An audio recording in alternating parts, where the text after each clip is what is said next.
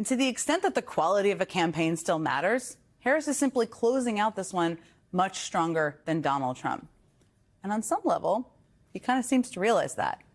He was asked by Jonathan Karl today if he thought there was any way he could lose. Trump said in part, quote, "I guess you could lose, can lose. I mean, that happens, right? I think I have a pretty substantial lead, but you could lose. Bad things could happen." I mean, it's not exactly exuding massive confidence 2 days before an election, is it? And that air coming out of the balloon feeling is not just at the top of the campaign.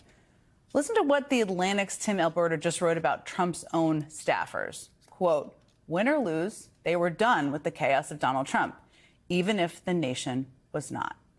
I mean, first of all, I speak for many. I feel you, Trump staffers. Blink twice. Come on over.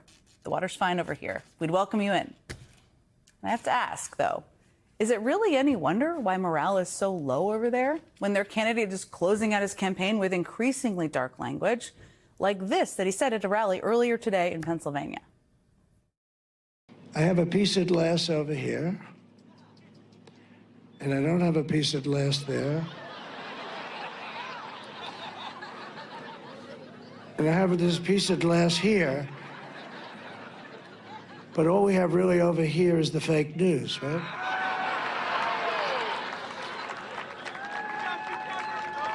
And to get me, somebody would have to shoot through the fake news, and I don't mind that so much. You didn't catch that there. Shooting at reporters, I don't mind that so much. Yikes. I mean, that is scary, terrible stuff. Now, at the very same rally, he also said this. We had the safest border in the history of our country the day that I left. I shouldn't have left. I mean, honestly, because we did so well. I shouldn't have left. Also not surprising. Everyone should fully expect if Kamala Harris wins on Tuesday, he is going to challenge the outcome of this election. Not a surprise that he said that, but he did say it 2 days before the election day.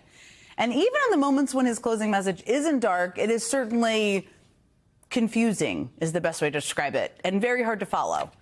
And when you watch this next moment, there are two things I want you to keep in mind. The first thing is that Donald Trump is speaking in North Carolina.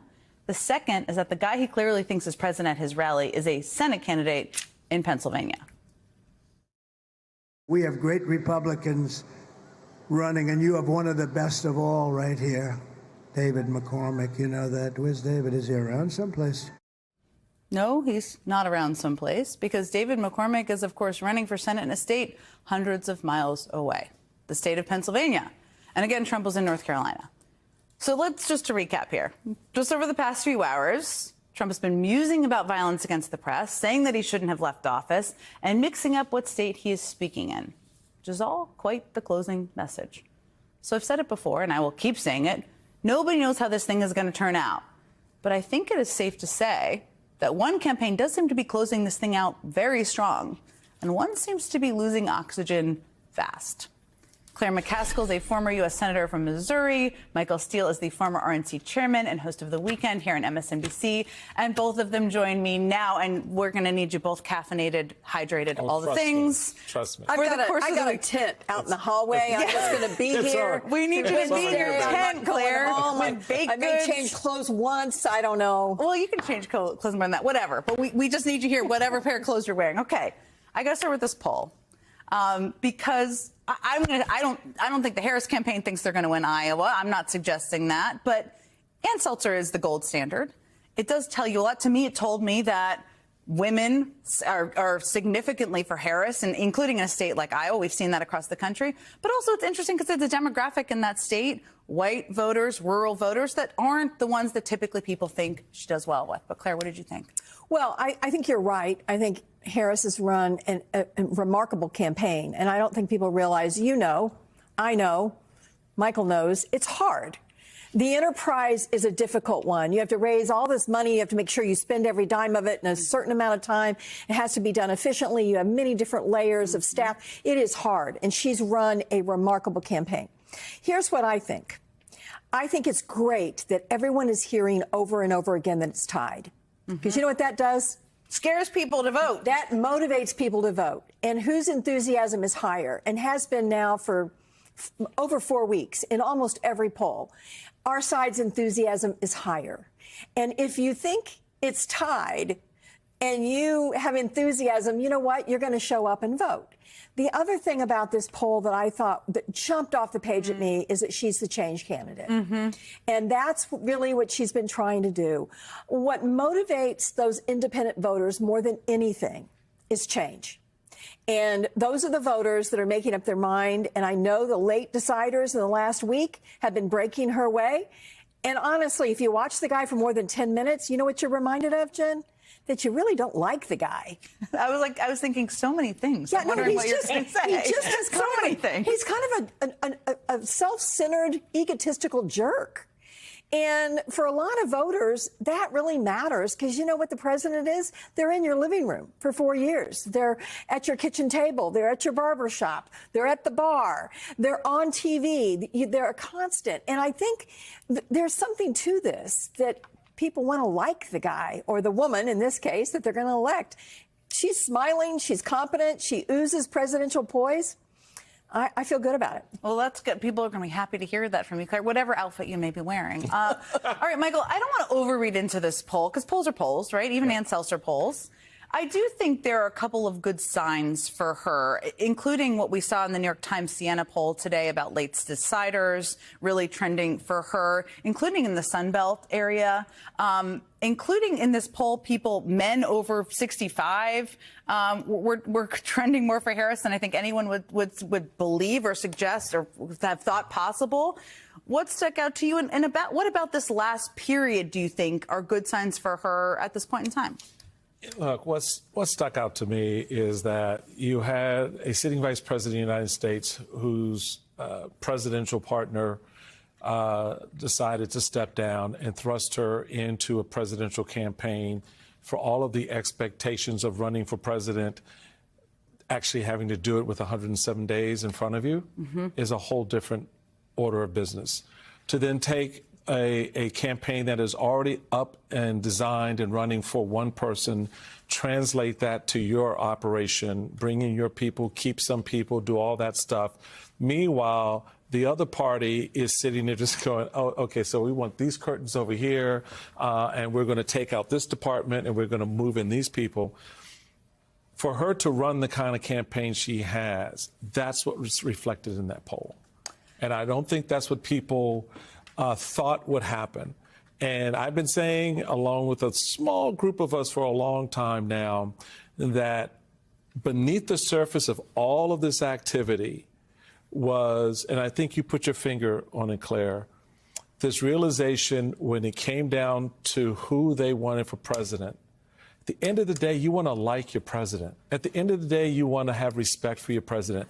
At the end of the day, you want to be able to tell your children about the president in a way other than explaining that he did something weird with a microphone. I'm not explaining that to my children. Right. Well, but some kids, some people are. Some kids you do. Yeah. I remember what it was like for me back in the days of Bill Clinton to having to explain what my sons heard on the radio in the car on the way into school, and I had to do that quick turn off thing. So that's still important 30 years later for parents.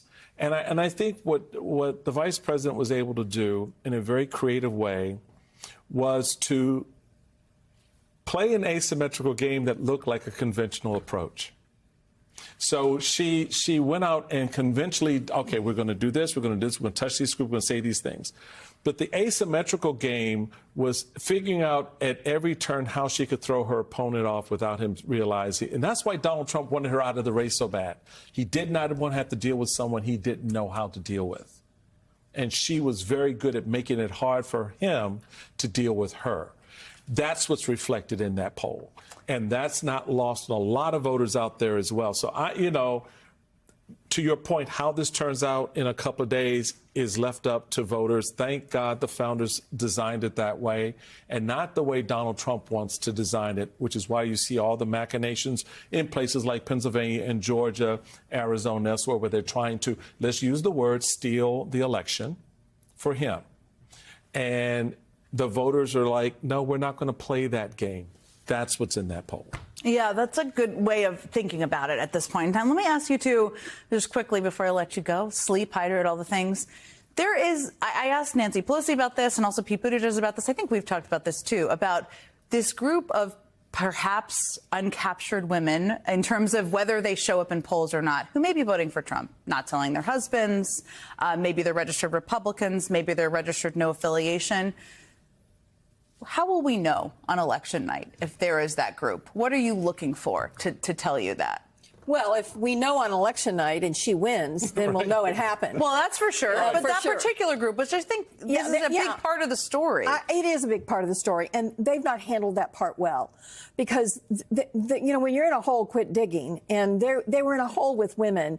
And then they started saying, well, you can't not tell your husband who you're voting for. You got to be truthful. You need to vote the way your husband wants you to vote. They actually started saying that stuff out loud. And I'm going, what, they think that's going to get more women to vote for him? And then he says, I'm going to protect them whether they like it or not. And I go, do they think that's going to get more women? I mean, they do not know how. So what are they doing? They're going after the young male voter.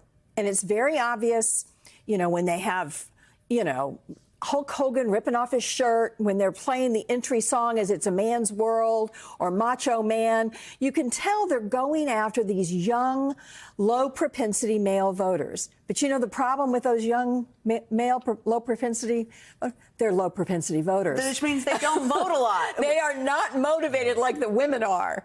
Women have passion and anger around their freedom being taken away and women dying in parking lots. And they're going to try to get the guy off the couch who's, you know, was excited about the release of Fortnite the other night.